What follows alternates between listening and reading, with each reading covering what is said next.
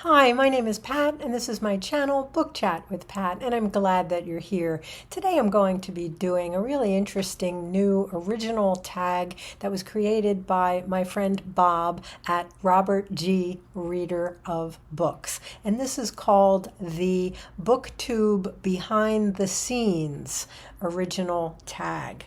And I'm just going to read what Bob had to say about this. He says, "This is an original tag about booktubers and their posting habits. Some of the prompts are about the mechanics of posting, editing, graphics, sound effects, etc., while others focus on the politics of posting, responding to comments, avoiding certain topics, self-censoring, etc. I look forward to your responses." Well, I have been tagged twice on this original tag created by Bob. I was tagged in the original by Bob, and I was also tagged by my friend Lekden at Reading from the Depths. So here we go. Number one, when recording a post, do you read from a prepared script, or do you refer to notes or a broad outline, or do you speak extemporaneously? Well, now I'm doing a tag, so I'm clearly reading the prompts right from the page. But I always, for all of my videos, I work from detailed notes and an outline. And I know that this comes from my almost 40 years as a teacher. I don't wing it. I come prepared, and I always have. I have a notebook. I have several notebooks actually with my detailed notes for every video. Number two, do you edit before you post, deleting hems and haws, misspeaks, mispronunciations, and other common public speaking foibles? Do you remove things you didn't mean to say, or off-topic thoughts or comments you think might be misunderstood? If I think I'm going to be misunderstood, I'm more than likely to do the whole thing over again. I have very, very limited editing skills, though I'm working on that, and I'm hoping to improve those this summer. This is where I need the most help. If I think I've gone way off topic and I'm saying things that could be misunderstood, or that I think I don't really want to include in the video, I'm less likely to edit them out. I'm more likely to just start over again. Number three, have you ever edited a post after posting, and have you ever deleted an entire post? I have never edited a post after posting. I'm not sure I would even know how to do that, but no, I've never done that. But yes, I have deleted entire posts, not frequently. I can think of only a few that have been out there and that I have taken down. I have deleted my whole channel, which I've talked about ad nauseum now.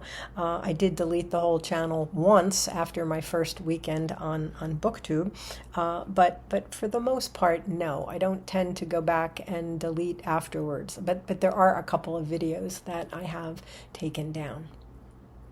Number four, are there certain topics you avoid, things you regard as too personal or too controversial? Yes, definitely, and I continually struggle with this.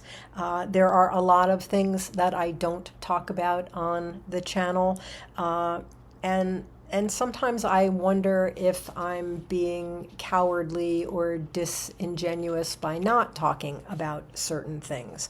I think part of this comes from the fact that, as I said before, I was a teacher for almost 40 years, and I certainly left my personal life, my political life, my religious life, other details of my personal life out of the classroom. They don't belong there. Now, I'm not running a classroom here. I'm running a BookTube channel, and I can talk about whatever I want, but I guess I do come from I don't know if it's a generational thing, but I do think that there are things that are personal and private, and that don't need to be brought to this space.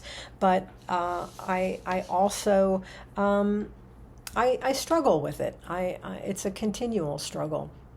Uh, there are things going on in the world that I feel like I should be talking about. I'm just not sure if this is the forum where I want to be talking about those things. So it is actually something that that I continue to struggle with, and I know that other booktubers do as well. I mean, there are people who would say, your politics or your religion or your personal life doesn't belong here. I know that there are people who think that way, and I think that there are people who want to know what the people that they follow. They want to know what we think about particular things.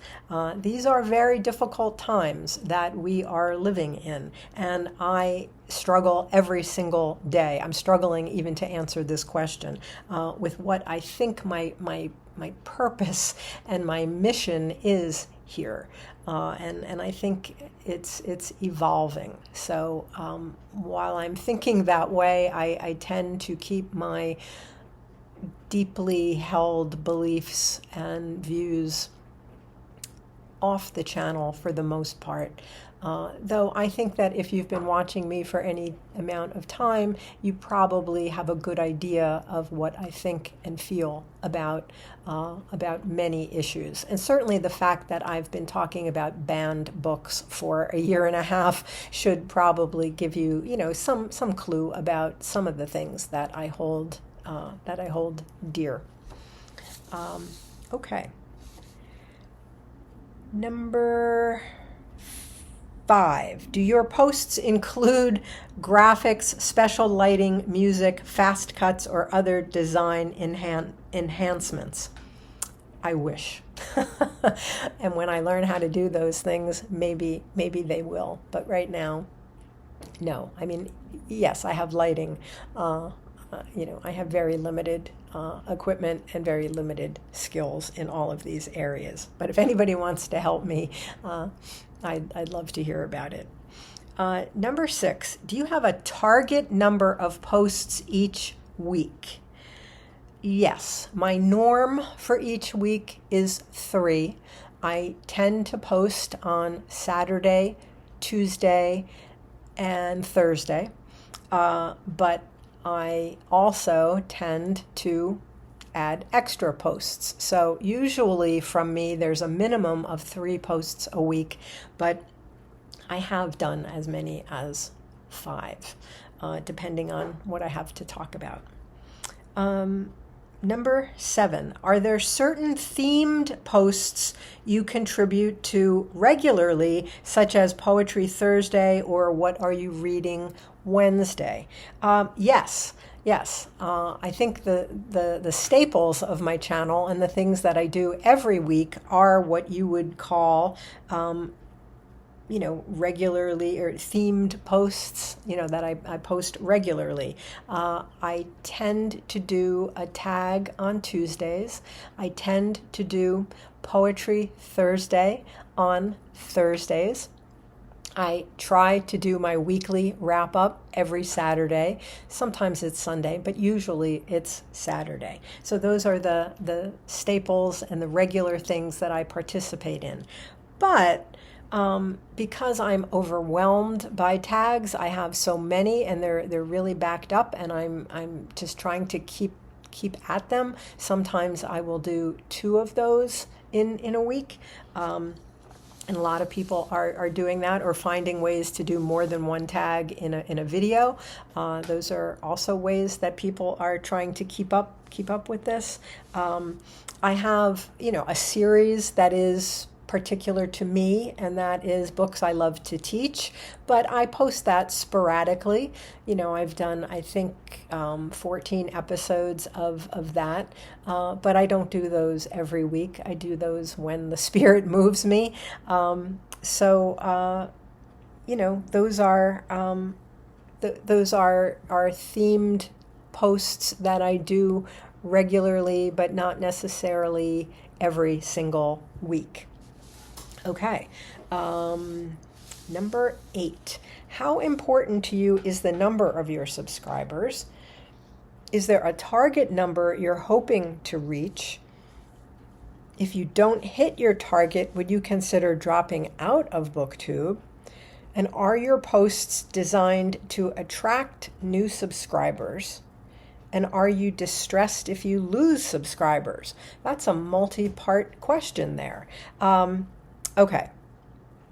I am certainly aware of my subscriber count, and I don't entirely know where this is coming from. I can't believe that I have the number of subscribers that I have. And I am thrilled with it, and yes, I am definitely aware of it. I don't have a target. I never thought that I would have, I never thought I would have a couple hundred subscribers. So no, I don't have a target in mind, but I certainly am watching the number, and I am aware of what's happening to it. Would I consider dropping out of BookTube over that number? Absolutely not. I have certainly thought about dropping out of BookTube, and as I've talked about, over and over again, I have dropped out of BookTube, but it had nothing to do with subscriber numbers. It had more to do with unkind comments.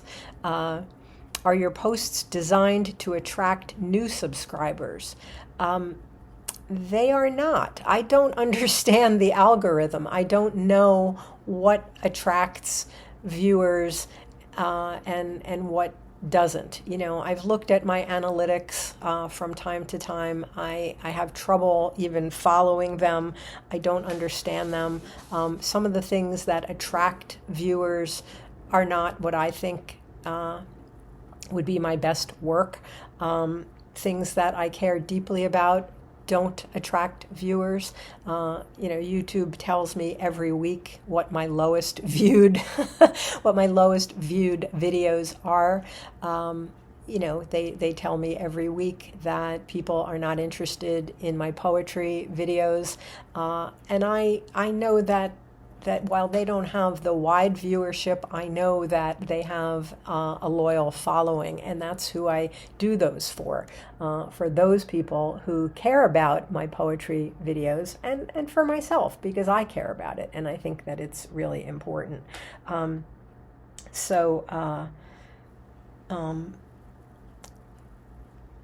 I doing videos with subscriber count in mind?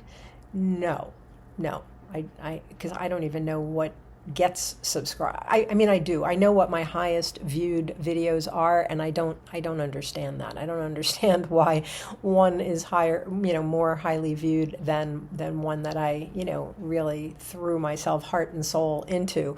I don't get that. I don't know how it works.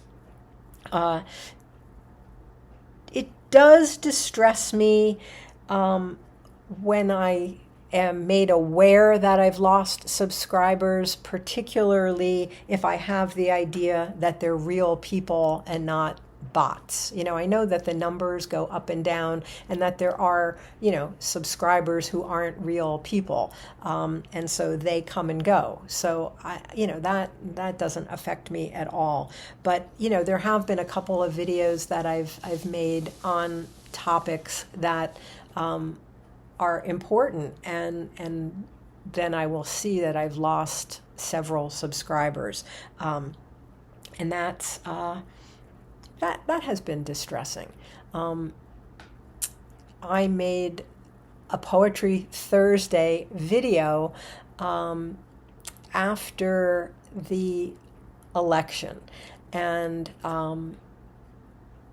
it was not a political video, but it was a video that was hard to make because I was unable to speak for a couple of days, and I didn't make any videos, so my subject was, well, now what? Well, Poetry Thursday, we keep on keeping on. And I lost a whole bunch of subscribers over that, and I got some really ugly comments on that video, which I now know what to do with. So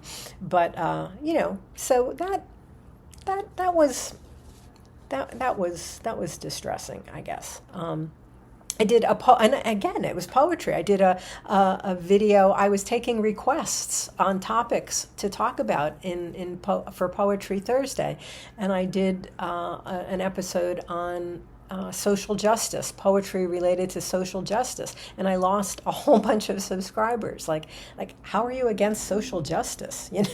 You would not watch my videos because I read poems about social justice. So that was disconcerting, but I didn't lose sleep over it.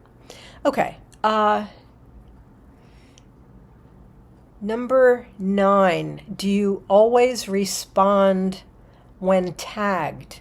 I try to, which is why I'm so far behind. There have been some tags that I've been tagged on that I have nothing to say, and I don't have a clue how to do the tag. And so I do have some of those. I've saved them. I haven't deleted them. They're things that I think about trying to do, but I don't think I have anything to add to the table, to bring to the table.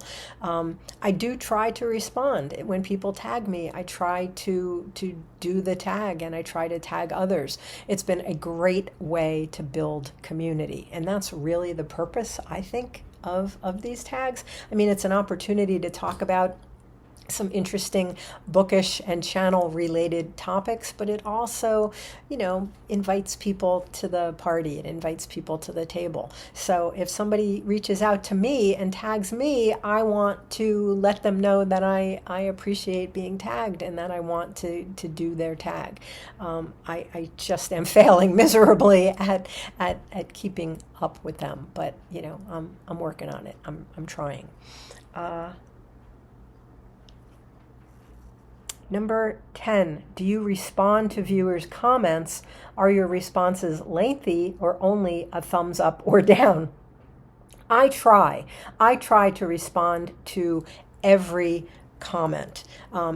A viewer, anybody leaves a comment on a video, I try to respond, and I try to respond with both thumbs up, hearts, and a comment back. And some of my viewers, some of my regular viewers, who comment, in detail on my videos, they deserve a response in kind, and we have a whole dialogue going back and forth. So I think that's a really, really important part of having a channel. Now, there are times when a conversation will go back and forth several times, and I don't get notified of that. So sometimes I will find, like the third or fourth comment in a thread, I will find it weeks later, and I hope that people don't think that I'm, cutting off the conversation or not responding. It's that sometimes we don't get notified that there is a comment, and sometimes I just find things by accident. But usually, at least the first comment I will respond to, and usually the second comment too. But if it goes back and forth more than that, I don't always know about it, and I apologize for that, because I don't mean to be cutting off a conversation. Okay. Number 11, have you ever blocked anyone from viewing or commenting on your posts? Absolutely, yes. This was the whole reason why I deleted the channel in the very beginning on my first weekend on BookTube, when I was attacked over a banned book video that I did. And I had no idea that I could delete. I knew I could delete a comment, but I didn't know I could block somebody from commenting on my videos. I didn't know how to do any of that, and MJ helped me with that. She helped me immensely, and I know I talk about this all the time, and you're probably getting sick of hearing about it, but I can't thank MJ enough for the help that she provided me, and she saved this channel. She got me back up on the horse again, as they say, and now I know what to do. So most of the rudeness has been on the banned book videos. A few have been on poetry videos, as I explained, a couple questions ago. And I've also had some really unkind comments about my age, which, that's just really rude. Like that I don't belong here because I'm older than the average the average booktuber or YouTube, social media creator. I am about building community. And that's, I think, what I'm doing. I think that's what has made this channel such a life-giving, force for me. And so if comments don't work toward that, I have no qualms at all about, deleting those comments or blocking someone. And it's not something I've had to do frequently. I am glad that MJ taught me how to do it. Okay. I think that's it. Number 12, tag some BookTube friends. Well, I think this is a great conversation. This is a really good tag for talking about important things about content creating. So if you're watching this, please consider yourself tagged if this is something that you would like to do. And as I always do, I'm going to tag some people in the notes below. And no pressure on anybody, but I really enjoyed participating in this conversation. So thank you, Bob. Thank you, Lekden, for tagging me.